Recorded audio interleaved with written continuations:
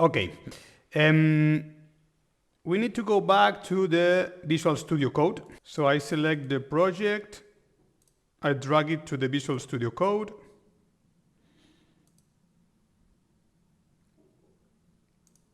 And when we create in the moment, in the function, when we create the, functions index.js,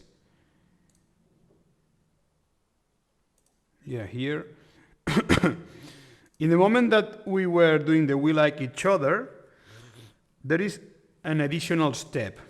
Before the delete the document, yeah, over here, we need to create the chat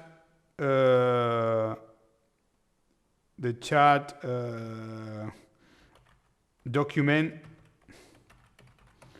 in the chat collection. Okay, so we need to populate the collection that we just defined, right? And I need a function. I will put it outside this block of code. At the end, I will define a function. This is how we define a function in JavaScript. Order or generate chat ID. This will be the name of the function. These are the parameters. Equal. These are the parameters, and this is the block of the function. And we need the ID of the person 1, ID of the person 2. Okay? So this function will create an array or a list, and this is the syntax. Okay, this is the syntax to create a JavaScript array, and of ID 1 and ID 2. And what we will do is we will return we will order it, array.sort, okay? And finally, we will return a string of ID1 array, the position 1, line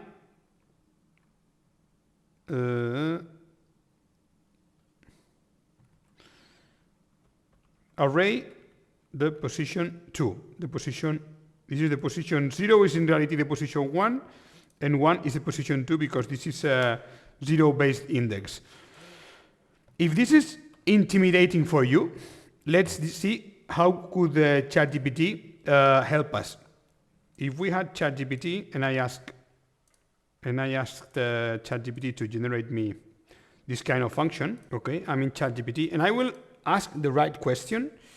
I need a JavaScript function that receives as parameters 2 strings and then orders the strings and returns them in a string with a joining them. Let's see if ChatGPT is able to do something similar to what I've just done. Yes, it's fantastic, really. This syntax, you see, you get the array, you order it, and then returns the 2 strings with the join. You might think that this looks different to what I just did, okay? But no, it means exactly the same. Okay, in programming, you can express the same logics with different syntax, and this syntax it's exactly the same. It would achieve the same goal, the same result than this syntax. Okay, so please learn to use this tool to make the right questions, because it is absolutely amazing, honestly. It will leave many programmers unemployed, but the ability to create good products quickly and with a low cost, it will increase a lot. Okay, so we have, but I'll stick to my logics because they mean exactly this. They mean exactly the same. Great. So what I want to do here now, it's create a document in the chat collection. So I generate ID of document will be equal to the function that I just generated. Okay. And we have two IDs. In this case, it's my ID. It doesn't matter the order because they will be always sorted and in the same way. And the ID of the person that I like. Okay, this will generate a string. And now with this string, we need to make an insertion dot collection of chats. I don't remember the name. I think the name was chats. Yeah, chats exactly.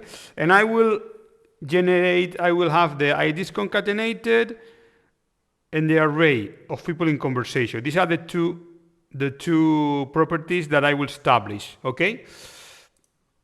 Chats dot document. Which document? The document with the ID that I just generated. Dot set. Always the merge true at the end. Merge true, so that overrides whatever it finds. And here I will establish this IDs concatenated. IDs concatenated. It's the same ID. Okay. And the second property, it's array of people in conversation. Array of people in conversation. And this one it's an array of my ID and ID of person that I like. Yes. I think that this will work. Let's say I will deploy the function. Okay, now let's deploy the function. Firebase deploy -- only functions 2 dots, and this function name it's post. Yeah, post. This might take a minute or two. Okay, it's deployed. I'll save a commit, and I will explain that I create function to generate chat IDs and generate the chat collection for a conversation. Okay. I think the changes will push. This will upload. If you don't click this button, then the code is not uploaded to GitHub. So remember to click the sync changes. And now let's test it. Let's test it with. I'll run the app again. New session. But Sarah, I'm with Sarah. I think Sarah doesn't have any likes, so I will use another user. I forgot the names. Daniel, for example. Yeah, let's see with Daniel.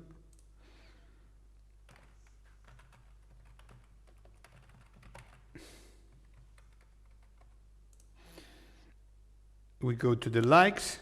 Yeah, Laura, great. So if now I click here in the heart, this takes a while. Okay. And I go to the chat, she appears. Okay, but that was already working before. Now what we need to see is that in the Firestore database, the Daniel, it's GIOI. GIOI. No, sorry, chats. Yeah, great. Look, chats, GIOI.